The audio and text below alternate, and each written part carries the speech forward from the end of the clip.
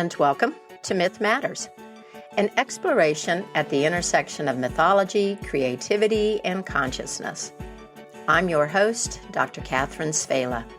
Wherever you may be in this wide, beautiful, crazy world of ours, I'm glad that you decided to join me here today. It may be that when we no longer know what to do, we have come to our real work. That when we no longer know which way to go, we have come to our real journey. The mind that is not baffled is not employed. The impeded stream is the one that sings. These words are a poem titled Our Real Work by Wendell Berry from the essay collection Standing by Words, and they've long been a touchstone of mine. They have served as a reminder to me of what it means to be on the creative edge of something. I say creative edge when I could just as well have said in a state of uncertainty, struggle, and confusion. These are all things we might feel when we're in a place of not knowing what to do. Over the years, I've learned that these situations in particular are creative opportunities. I was thinking about this during the recent Stewarding the Emergent conversation about creativity and imagination and the role they play in stewarding the emergent in this time of collective transformation, in helping us recognize and engage with new and possibly unprecedented possibilities. Thank you to everyone who showed up for that conversation. It was really rich, and I learned a lot from your insight. Now, if you're listening and you're not familiar with the Stewarding the Emergent Conversation Project, visit my website, mythicmojo.com, for more information. I left that conversation thinking about creative edges and the experience that Wendell Berry describes. Many of us are feeling uncertain in this moment and wanting ways to be with the experience that inspire rather than generating fear and anxiety. And this is important work. I think we can see our bafflement and hesitation as part of the creative problem-solving process. Assuming this is the case, two questions arise for me. One, where do we look then for guidance? Or rather, what are we in conversation with when we reach the edge of knowing? And two, what is a good way to court this source, whether we imagine it as energy, inspiration, wisdom, fill in the blank? I want to take up these questions by talking about the 9 Muses of ancient Greece and their mother, the Titan goddess Mnemosyne. The opening words of the oldest texts that we have from ancient Greece are appeals to the muse. Homer's Odyssey, for example, begins with the words, "Sing, Muse." These figures, a goddess who existed before Zeus and the Olympians, and her 9 daughters, convey an ancient philosophy about creativity and poetic expression in the world. And they are with us today, still part of the language of creativity, still a catalyzing image and source of the inspiration we seek when we try to make something, whether a song or a poem or a story or a mathematical formula or community vision, anything that lies beyond our current understanding. When we stand on a creative edge, these are the moments that we need the muse. I have much more to share with you, but before I further develop our topic, let me tell you about a couple of opportunities to explore myth with me that might facilitate some insights or inspiration or simply be fun. Have you seen Christopher Nolan's movie, The Odyssey? I went to see it this week and found it very thought-provoking, so I'm hosting an informal conversation about the movie via Zoom at 6 p.m. Mountain Time on Thursday, August 6th. Nolan follows Homer's epic in some respects and deviates in others. If you're interested in learning some of the details, sharing your response to the film with other myth lovers, and discussing the message or messages in Nolan's film version, please join me. I'm offering this conversation on the Odyssey movie at no cost, but you must register. I will be limiting the size of the group so we can have a meaningful conversation, and the discussion will not be recorded. The link to register is with the transcript of this episode.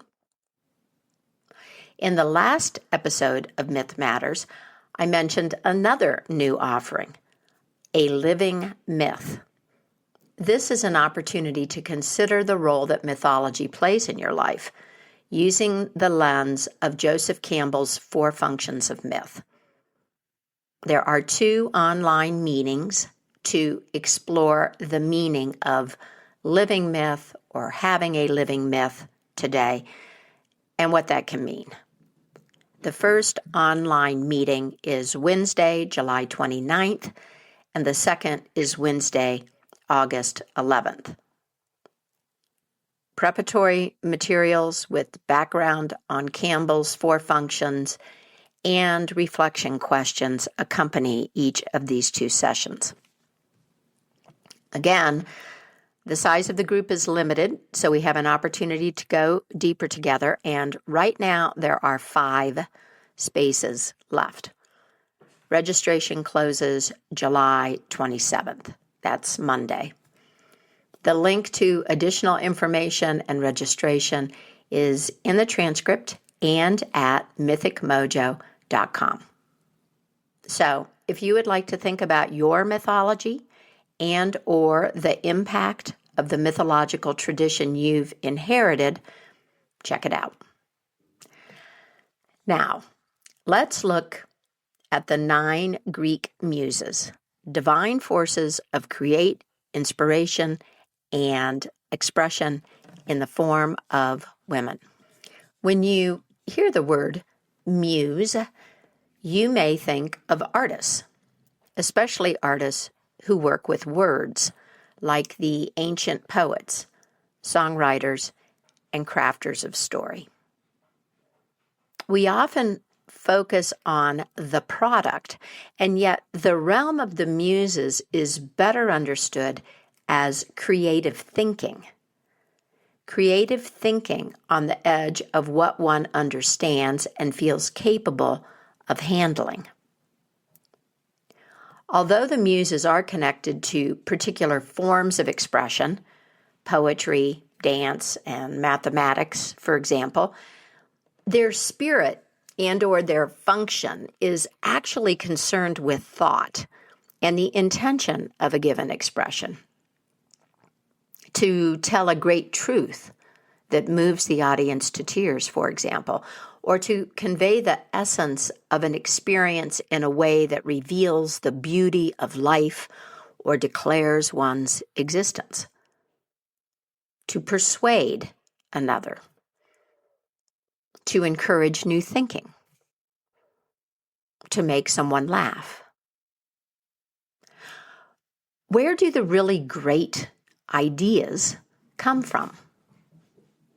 Creative thinkers of all types often use the metaphor of muse to describe the experience of being in conversation with something, of receiving a download, so to speak, catching a glimpse, hearing a whisper, following a trail of breadcrumbs that magically appear one step ahead, or holding the end of a thread that leads into a shadowy place with an unknown destination.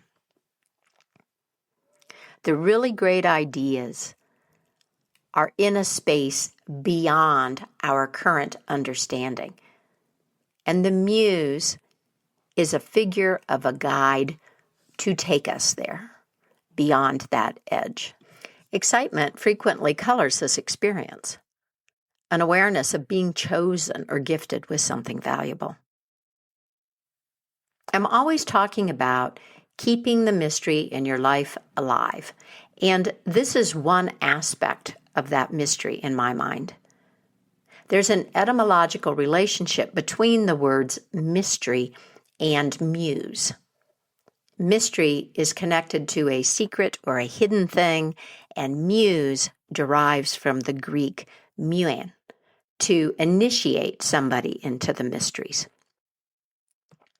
Now, according to the myths, the 9 muses are divine singers who embodied, ordered, and inspired all forms of thought, from eloquence and persuasion to poetry and astronomy. They were the daughters of the Titan goddess Mnemosyne and the Olympian god Zeus. Mnemosyne, the daughter of Uranus and Ge, or heaven and earth, is the goddess of memory. She coupled with Zeus for 9 nights, and they had 9 daughters. What strikes me about this goddess is the notion of memory as foundational, collective, cosmic, a constituent of reality that preceded all of the ordering and civilizing principles contained in the Olympic pantheon.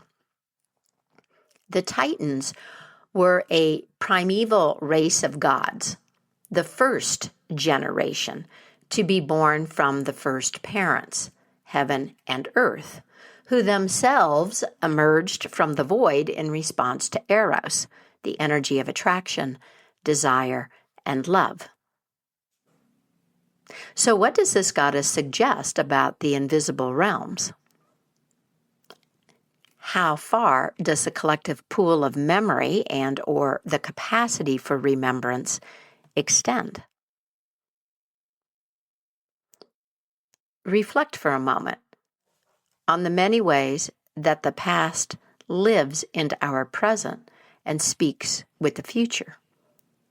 The way memory ties us to our ancestors.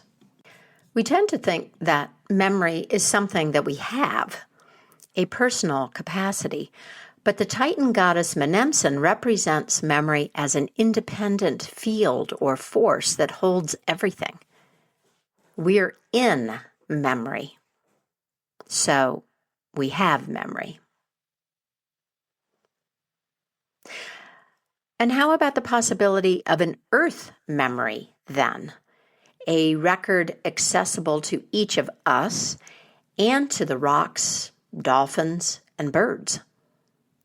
To life forms like the fern plants who've survived every known extinction event. Memory present in the stardust and the atoms we exchange with every breath. My friend and colleague Rohini Walker speaks of the ecological imagination, a shared field. And I think memory is part of it.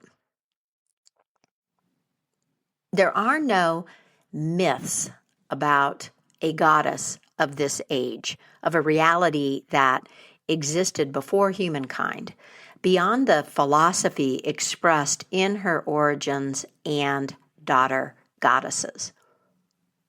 Mnemosyne is a presence in some stories, just as a named mountain is part of the setting in a myth. We know her parentage. We know that she coupled with Zeus. We know about her daughters. All of these describe her function. The goddess is sometimes connected to Lethe, the daughter of discord, also known as oblivion or forgetfulness. Lethe is the name of the river in the underworld where the dead drank to forget their earthly life. In some stories, there's also a spring of memory that has the opposite effect. In reflecting on the power of memory and the effects it has on us, I sense a link to Eros. Desire, Eros, springs from a sense of lack, and memory, too, is connected to longing and absence. So, memory, as a collective pool or field, a foundational aspect of existence. And Zeus, the great sky god, ruler of all and protector of the Olympian order, have 9 daughters. Who are these daughters? The Muses. During the classical period, the Greeks named 9 muses and gave them specific areas of influence, but in earlier times there were different groups of muses. The Mount Helicon muses, known to the shepherds there, for example, were closely associated with the Olympians and Apollo, the god of music, among other things. There were groups of muses as part of other cults, like Orpheus and Dionysus, and muses that belonged to other regions. The number of muses in these groups varied. On the island of Lesbos, for example, home of the poet Sappho, there were 7 muses. Poetry was understood to be the language of the gods, and the early poetry was song. The muses were divine singers. They sang of great deeds and good things. The beautiful music helped you forget your troubles and eased your heart, which is why the philosophers said that the muses were the greatest gift the gods gave to humankind. The first song they sang was about Zeus and the Olympians' victory over the Titans, a song to celebrate the birth of a new order. Here are the 9 muses of classical Greek myth. Calliope is the muse of eloquence and epic poetry. She is the muse that Homer prays to when he begins the Odyssey with the words, "Sing to me, O Muse," for example. Polyhymna is the muse of oratory and of sacred hymns and poetry. Erato inspires love poetry, the creative expression of love and desire. The muse Clio inspires history and writing. Euterpe is the muse of music. Terpsichore is the muse of dance. Melpomene is the muse of tragedy, and Thalia is the muse of comedy. You see, the ancient Greeks sourced the different types of myths and stories, and the variety in tone, emotional impact, and catharsis that they facilitated in divine inspiration. And finally, there is Urania, the muse of astronomy, mathematics, and science. Do any of these muses and their realms of inspiration surprise you? I wonder about the absence of a muse for painting or sculpture. Maybe these weren't as widely practiced, or were seen as derivative expressions of what first emerged as poetry, song, or drama. I don't know. I recognize Clio, muse of history and writing.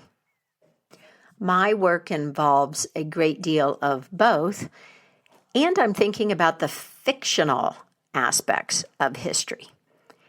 History as a creative reworking and shaping of verifiable events, and supposition as seen by a particular historian through a subjective lens.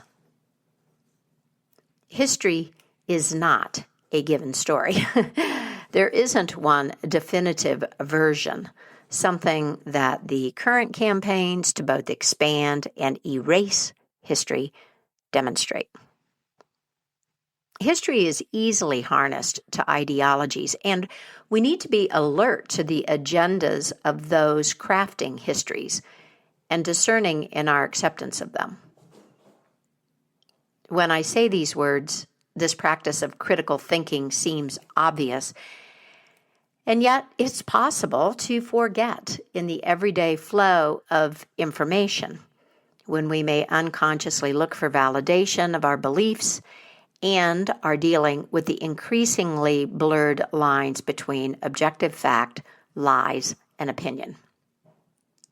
I don't think Cleo engages in the creation of hackneyed propaganda, but what is the creative nature of history? That's something to think about.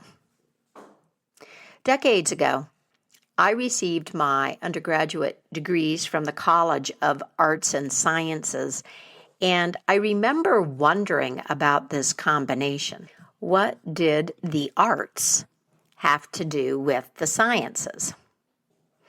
Well, Urania reminds me that deep study in astronomy and science is a process of creative thinking and discovery.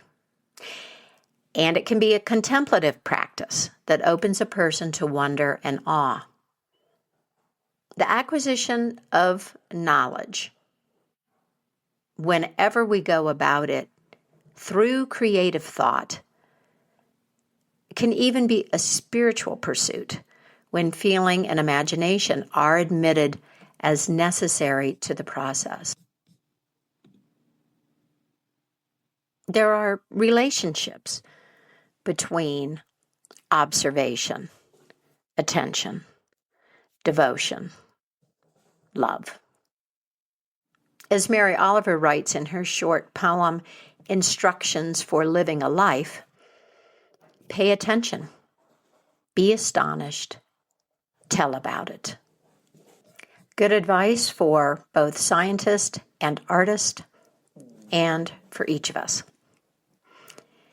In recent episodes, I've told you about Ovid, an ancient Roman poet who was fascinated by love and passion as an agent of transformation.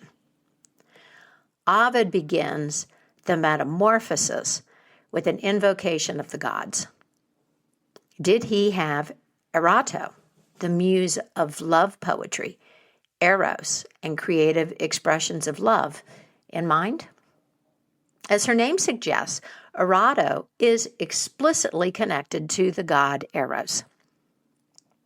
Poetry can be an expression of love, and it can also awaken the heart to love, which is an action of this god. In her meditation on the muse Erato, the anthropologist Angelus Arian observes that this goddess mediates between all forms of love and the human and spiritual experience of expressing love fully. Eros was a god or a daemon, a natural force that has the power to take over the whole person. Erato reminds us that love is a divine energy that binds all things and all people together. The inspiring power of relationship goes beyond the attraction between humans. It also motivates inward change and outward healing. It motivates the pursuit of a deeper understanding of anything that we love. I appreciate the reminder that love is more than a personal feeling, and that I can channel a love that is more expansive than what I find in my limited self. The Greeks had 4 forms of love. These ideas have survived, and you may recognize them, and yet I don't think we're fully utilizing the added dimension and meaning of love that they offer us.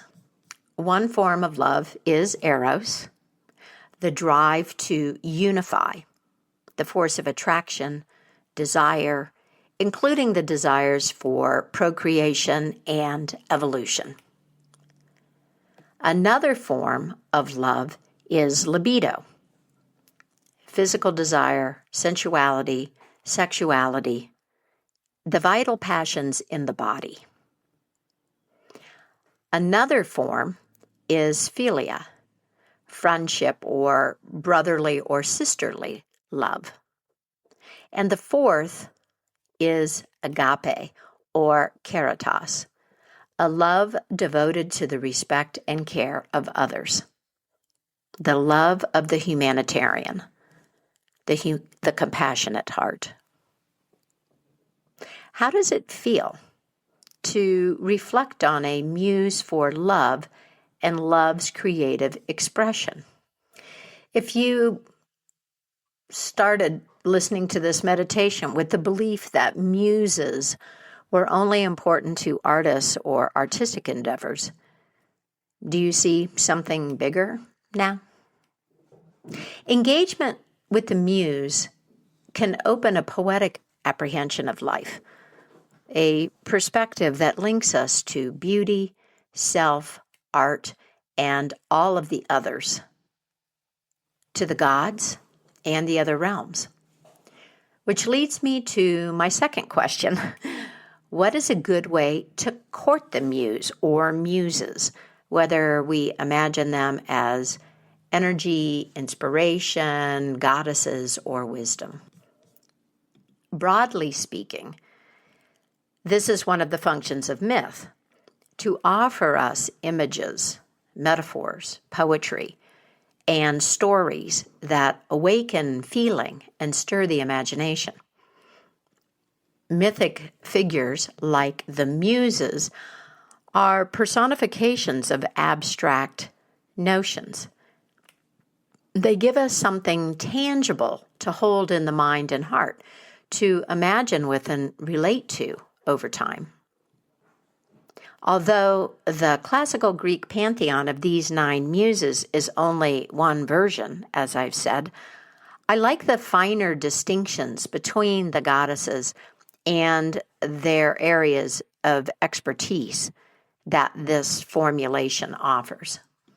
Merely having a general notion and the common generalizing tendency flatten the imagination and our creative energy. Inspiration is in the details, and at the same time, being aware of 9 muses expands the range of possible creative endeavor, creative thinking. What do Calliope or Clio or Thalia look like for you? What feeling do they engender? You can think of the muse or muses that you would like to connect with and make or find a touchstone that helps you remember this connection and invoke her. Take up the practice of poets and thinkers since those distant days and invoke her. Speak the words that rise up in you into the room. Ask for inspiration and guidance. You might establish a ritual to honor her and open the door, like lighting a candle or turning your eyes to the sky before you begin. Breathe. Open to a conversation with something that you perceive to be outside of yourself. Experiment with taking one or all of these goddesses as a teacher by bringing her into your imagination and creative process when you embark on a project intended to stretch you and intended to bring beauty and love into the world, even if it's not explicitly artistic, and see what happens. Respect is essential. Whether you imagine the muse as a divine energy out there or an aspect of self or psyche. Honor the muses and don't forget her contribution or get greedy. There is a Greek myth about a musician named Thamras. He wrote his own theogony and cosmogony, stories of the creation of the gods and the cosmos, so he was clearly blessed by the muses. Some say that he was the son of the muse Erato. Some say that he was Homer's teacher, which is why Homer could tell us the story of what happened to him. Thamyris, Homer says, tried to rival the musical talents of the Muses and lost the contest. The hubris of his challenge angered the goddesses, and they blinded him and took away his musical abilities. One could attribute this to pride and vindictiveness on their part, but I think the story speaks to the sacredness of the mystery of creativity and its availability to anyone who appeals to the muse. Talents of this sort can't be claimed and possessed by an individual, and any such idea needed to be quashed.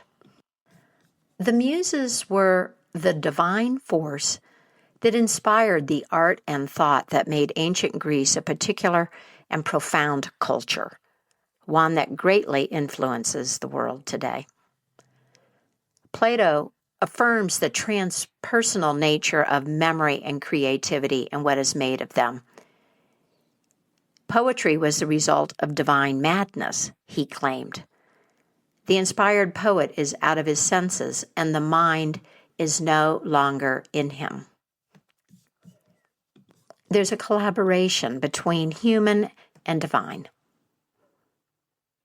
It feels fitting that we end today's exploration of the Muses with a poem, but before we part ways, I want to pause to offer a big welcome to new email subscribers, Oda, Jay, Vicky, and Ralph. Welcome to Myth Matters. If you're new to Myth Matters, I invite you to head over to the Mythic Mojo website. You'll find information about the offerings I mentioned earlier and about the Mythic Mentorship and Creativity Coaching that I offer. You can also join the email list if you would like to receive links to new Myth Matters episodes in your inbox. A big thank you to Seabass, who recently became a Patreon patron of Myth Matters. Thank you. The financial and community support that I receive from my amazing Patreon patrons and supporters on Bandcamp is so important. If you're finding something of value in this podcast and can afford to send a few dollars a month my way, I hope you'll consider doing that. You can also help Myth Matters grow by posting a positive review online or sharing an episode with a friend or family member. Thank you so much for your support of Myth Matters in whatever form makes sense for you.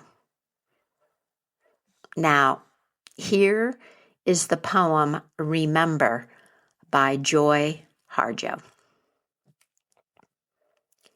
Remember the sky that you were born under. Know each of the stars' stories. Remember the moon.